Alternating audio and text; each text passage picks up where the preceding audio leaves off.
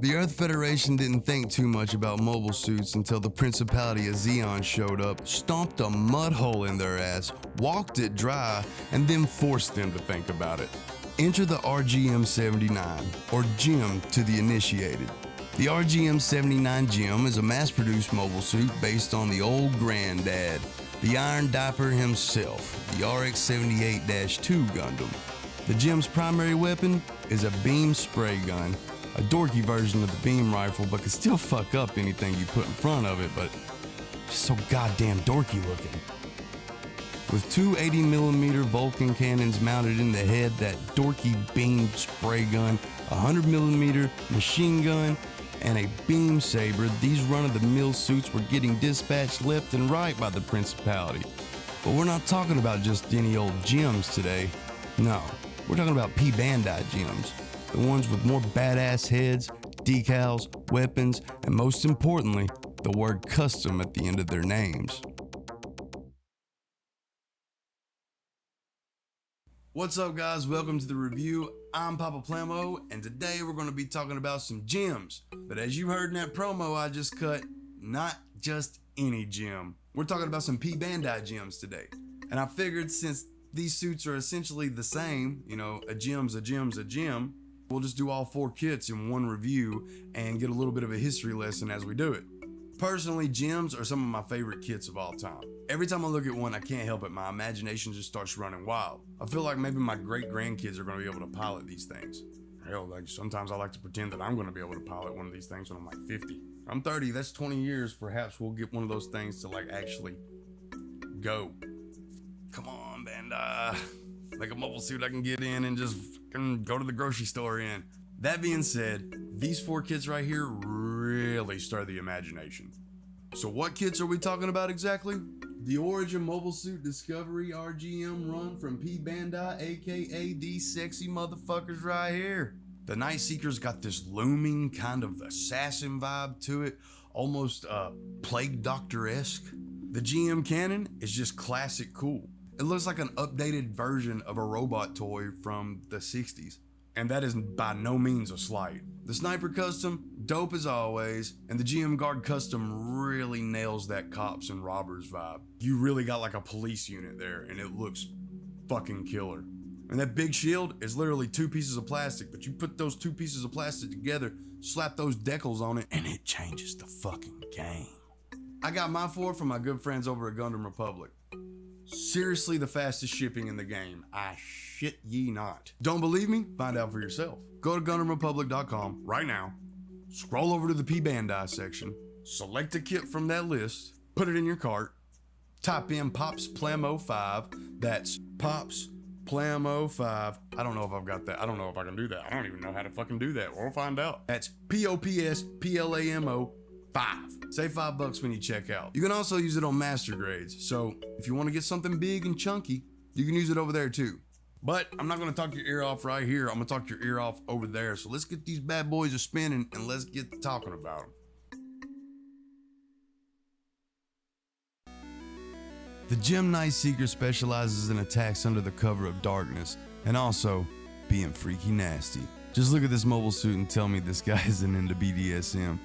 The Nightseekers are an airborne unit and are escorted by a CB-X5 SGT Gunpei Stern type to Zeon military bases in the dead of night and drop from high altitudes as to avoid detection.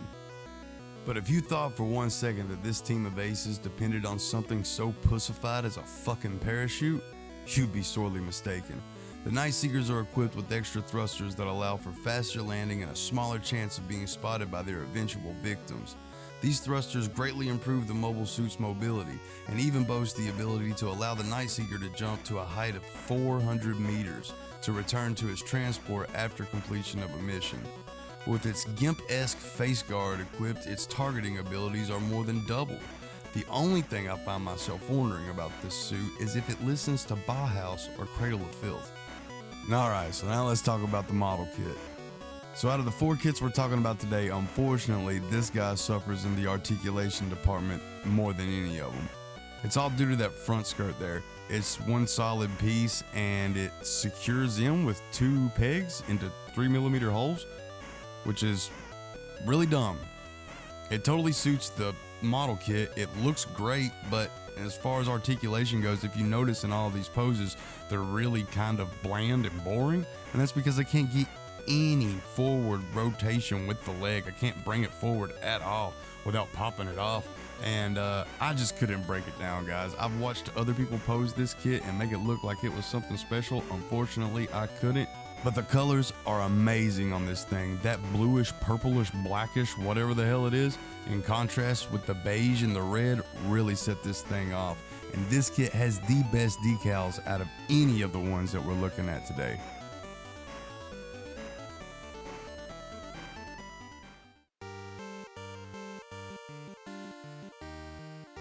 Although the RCX 7602 gun cannon first type, Jesus, that's a lot of fucking words, was handily defeated by the Principality of Zeon's mobile suits on multiple occasions, cannon type suits were still considered useful for intermediate range support, and development continued after getting their asses kicked.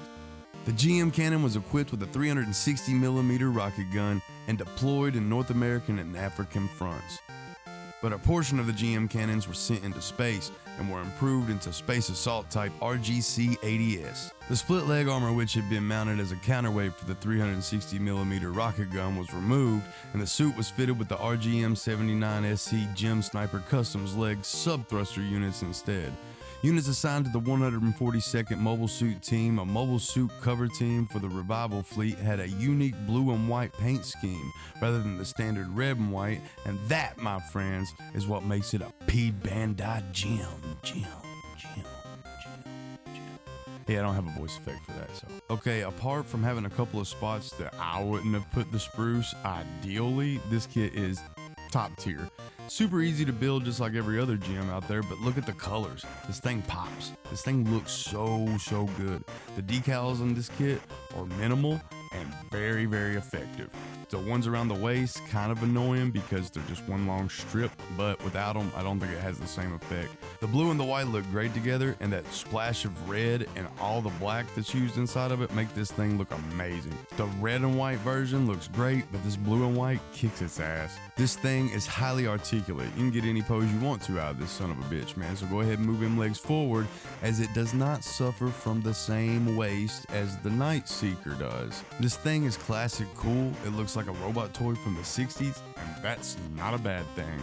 They do such a good job of taking that design concept and just modernizing it to be something even better.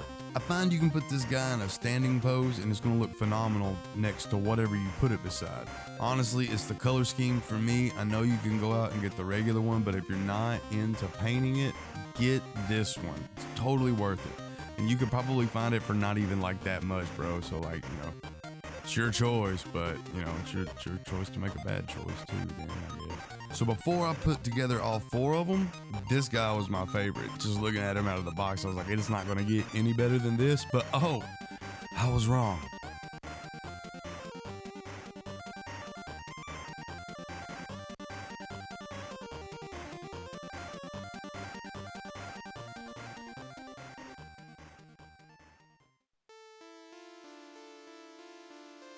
Well, I gotta be honest, I know when it comes to classic gems, this is definitely some of y'all's favorite. The GEM Sniper Custom is a high-performance variant of the RGM-79 GEM, a machine designed to meet the needs of veteran ace pilots based on their feedback. Produced in small numbers, its performance is said to be comparable to that of the RX-78 Gundam series. With a spare thermonuclear reactor and an additional cooling units added to the waist armor, it remains stable during operation in harsh conditions. On top of that shit, a backpack with high output thrusters, leg-mounted sub-thrusters made this bad boy NAF nimble as fuck. The armament of the GEM Sniper Custom varies machine to machine, but its main weapon is a dedicated beam rifle with increased range and output in exchange for less ammo. That's because this beam rifle is referred to as the Sniper Custom, even though it's equally as effective in close to mid-range altercations. In total, less than 50 GEM Sniper Customs were built due to the price being as high as a giraffe's asshole. The unit piloted by Lieutenant Francis Blackmire was the most expensive. and other pilots mimicked his loadout in some way, shape, or form. Gem Sniper Customs were mostly assigned to escort fleets and defend transport ships in dangerous space sectors, but a small number was assigned to Special Forces units to carry out sabotage and surprise attacks on Zeon forces stationed at each side. Pleased with the Sniper Customs performance, the EFSF headquarters ordered the development of an improved version for the attack on the Zeon homeland. I can't do this thing any more justice than when I was trying to take pictures of it. This thing is awesome. Now you're going to have to bring your own red and black because I couldn't stand not painting that in for some reason. It just irked the hell out of me. This thing is top tier. Those leg decals, they suck. All the leg decals on these kits, they suck. But every other decal on this thing is awesome. The rifle is awesome. The backpack is awesome. This kit, get it.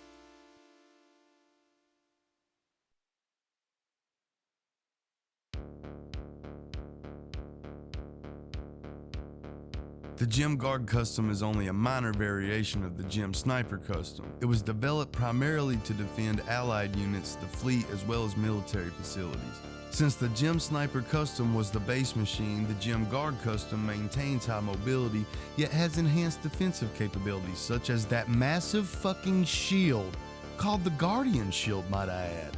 This high-performance machine was absolute hell to control, so only the baddest of asses could pilot this thing. You'll notice this guy doesn't only have that dorky spray gun, but also an improved version of the beam spray gun that was redesigned for the Sniper Custom series.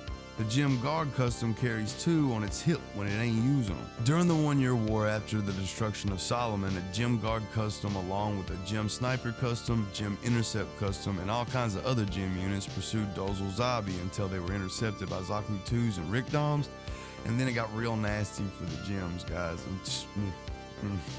I know it's pretty anticlimactic, but I'm positive that that's the scene that these four model kits together is meant to recreate. And it could not be pulled off any better by this Gem Guard Custom. Holy crap, this thing is my favorite out of the four. It's got the most personality. It's got the most extra parts. I got like a whole other frame in here. Speaking of extra parts, you guys can totally, I'm positive you can build 1.5 other gems if you have all four of these. It shares the same color scheme as the Gem Cannon, and you already know how I feel about that. The black, the white, the red, the yellow, the blue. Oh my God, I love this thing. Everything about it kicks ass. Everything about all four of these kits kick ass, except for the fucking leg decals. Oh my God, why are these things so bad? Am I just not putting them on right? I refuse to believe that anybody has ever applied these properly. Well guys, that's the review. Thanks for coming and hanging out with me. I hope you like this video format because I have fun making it. Don't know if I'll do one like this again or if I'll go back to just doing regular old reviews. Either way, I hope you enjoyed it. These kits are top tier. I highly recommend that you pick them up in any form that you can.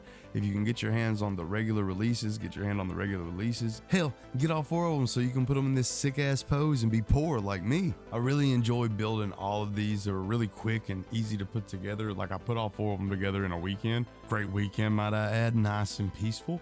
I recommend that when you get yours, you follow suit and do the same.